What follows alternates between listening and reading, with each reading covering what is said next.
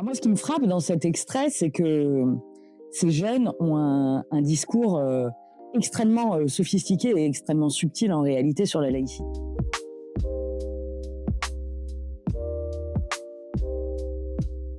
Bonjour, je suis Stéphanie Annette Vaucher, je suis professeure de droit public à l'Université de Paris-Nanterre depuis 2010. Et je suis chercheuse au Centre de recherche et d'études sur les droits fondamentaux, qui est le CREDOF. Je travaille aussi beaucoup sur les questions de laïcité et liberté religieuse depuis une vingtaine d'années. Et je m'intéresse en particulier à la manière dont les évolutions du principe de laïcité soulèvent des interrogations au regard du principe de liberté d'une part et du principe d'égalité d'autre part.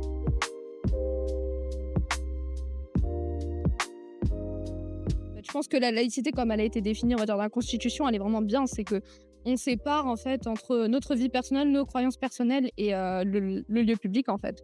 Le principe de la laïcité, c'est non aux discriminations physiques, racistes et tout ça. C'est bien, mais que pour les chrétiens. Moi, je trouve que les musulmans, ils sont beaucoup trop discriminés par rapport aux... Je pense que c'est le fait de pas forcément montrer sa religion ou de respecter en tout cas celle des autres. Dans le lycée, ils nous interdisent trop de choses comme pas avoir de signes religieux et tout ça. Je pense que en soi, c'est bien parce qu'on est tous pareils, on est tous mis à la même échelle, mais c'est compliqué. Enfin, on va dire tout le monde regarde les médias et puis au final, on en arrive à poser, on va dire, de nouvelles règles dans les lycées qui sont, je trouve, stigmatisantes. Alors moi, ce qui me frappe dans cet extrait, c'est que ces jeunes ont un discours extrêmement sophistiqué et extrêmement subtil en réalité sur la laïcité. Parce qu'ils disent deux choses. Ils disent d'abord qu'ils sont très attachés à la laïcité, qu'ils estiment que c'est une valeur importante.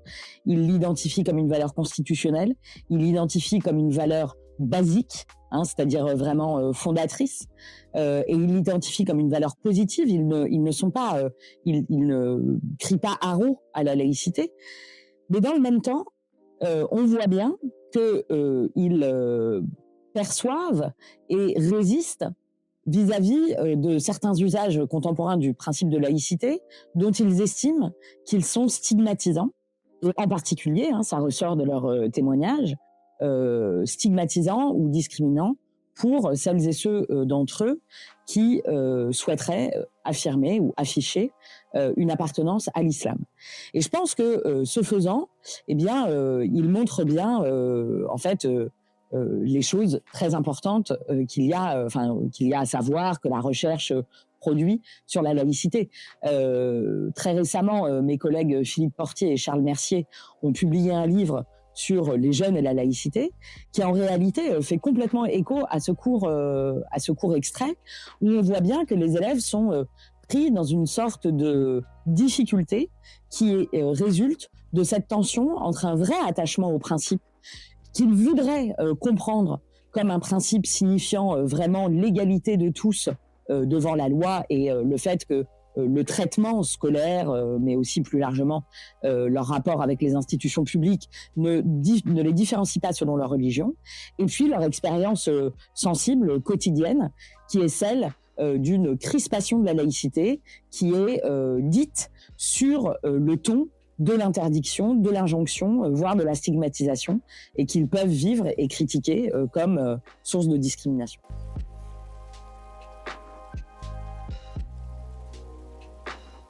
La question, comme on le sait bien, avait commencé à devenir vraiment très saillante dans le débat public à partir de la fin des années 80. Il y a eu les grandes affaires du voile, notamment à la rentrée 1989 dans la ville de Creil, dans l'Oise. Collège Gabriel Havès de Creil. 870 élèves, 25 nationalités s'y côtoient. Depuis la rentrée, le principal se débat avec la communauté juive.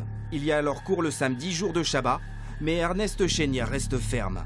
Puis à l'automne, 3 adolescentes musulmanes apparaissent voilées.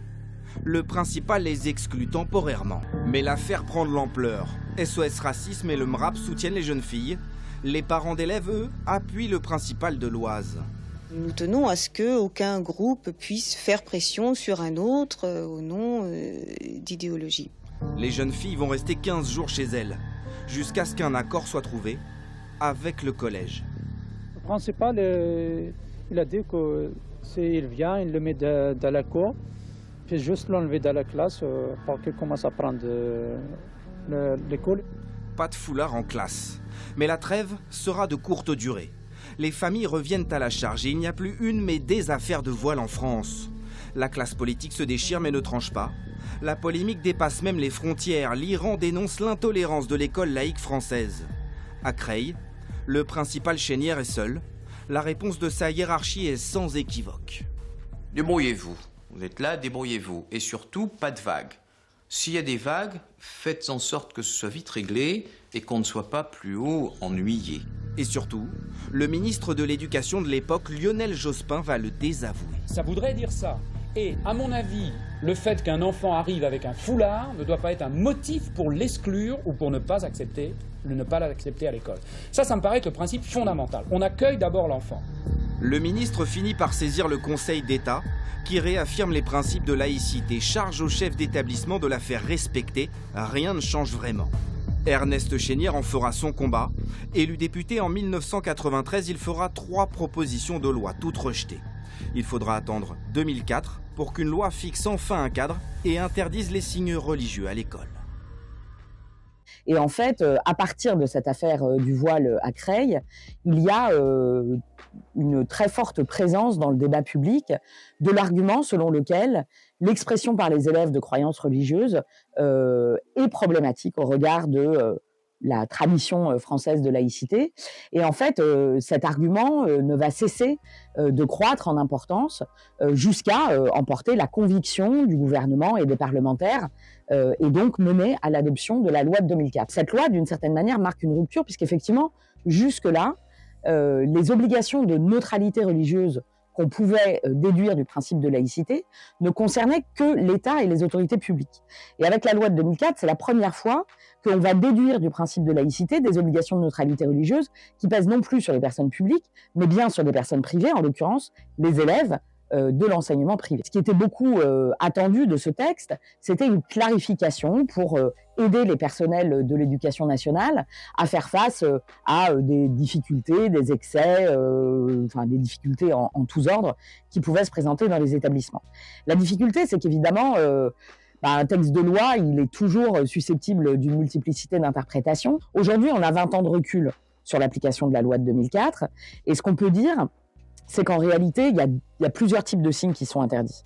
Il y a les signes qui sont explicitement visés dans la circulaire qui a suivi l'adoption du texte, que sont par exemple la kippa, le voile ou la croix de grande taille, nous dit la circulaire.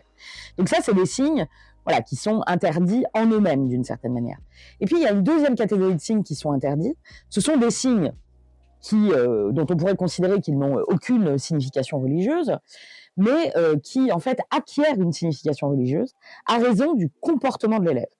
Il y a d'autres types de signes qui ont été interdits, les jupes trop longues, les bonnets en laine, etc. Donc, il y a toute une série de signes qu'on pourrait considérer comme dépourvus de signification religieuse, qui sont susceptibles d'être interdits parce que le comportement de l'élève leur confère une signification religieuse. Et là se loge évidemment une difficulté, puisqu'en fait, qui va interpréter le comportement de l'élève ? C'est les autorités scolaires.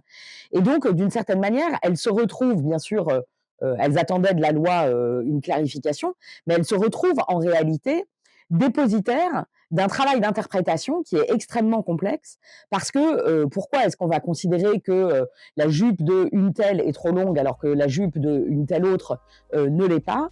Eh bien, évidemment, le grand risque, c'est que dans cette marge interprétative se loge toute une série de stéréotypes, de préjugés, voire même de discrimination active. Et évidemment, ça, c'est un des grands défis aujourd'hui de la loi de 2004, qui est de réussir à assurer son articulation avec les principes d'égalité et de non-discrimination.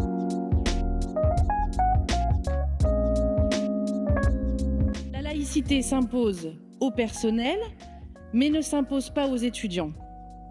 Alors finalement, l'amendement que l'on vous propose est une cohérence pour finalement mettre sur un pied d'égalité le personnel universitaire et les étudiants qui seront plus à même de vivre ensemble les principes de la République. Donc le présent amendement vise à interdire le port des signes ou de tenues manifestement, ostensiblement à une appartenance religieuse des étudiants des universités. C'est intéressant que dans le cadre des débats relatifs à ce qu'allait devenir la loi du 24 août 2021 confortant les principes de la République, ait été présenté cet amendement, je crois qu'il y en a eu d'autres dans le même sens, visant à imposer une obligation de neutralité religieuse aux étudiants des universités. Alors, c'est intéressant parce que la députée qui présente ici l'amendement le présente comme un amendement en fait de cohérence. Elle dit en fait il s'agit simplement d'aligner le régime juridique des étudiants, qui sont les usagers du service public de l'enseignement supérieur, sur celui des personnels. Et alors c'est intéressant parce que en réalité, sous les apparences, sous l'invocation de la cohérence, il y a ici en fait aucune cohérence, puisqu'il y a une distinction fondamentale entre les usagers et les personnels. C'est que les personnels, ils sont fonctionnaires ou agents publics, et ils ont à ce titre des droits et des obligations spécifiques.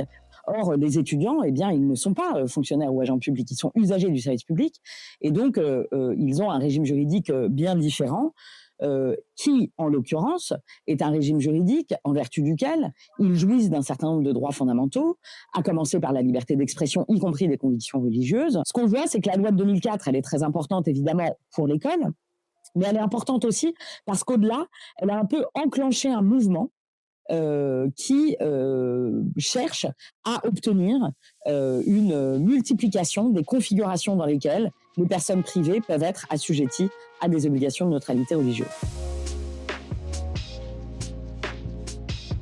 Dans le livre « L'école et la République, la nouvelle laïcité scolaire » qui est paru en 2023 aux éditions Dalloz, j'ai voulu faire deux choses.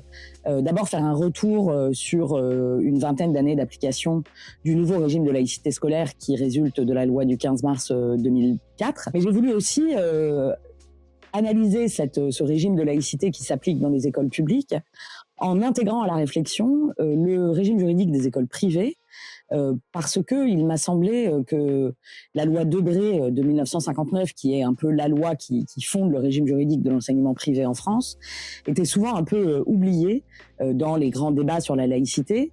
Or, il me semble que, notamment parce que cette loi permet à des établissements privés, même lorsqu'ils sont associés au service public de l'éducation nationale, d'affirmer un caractère propre qui peut être de nature confessionnelle, il me semble qu'elle permet de jeter une lumière originale sur la compréhension qu'on a du principe de laïcité qui, loin des débats publics qui en général le présentent comme un principe très clair, très vertical et très univoque, en réalité aménage une pluralité de régimes, y compris certaines formes d'accommodement de la religion, comme c'est le cas pour les établissements privés. Donc il m'a semblé intéressant d'étudier les deux, en fait, dans un même mouvement, parce que ça enrichit, me semble-t-il, la compréhension qu'on a du principe de laïcité.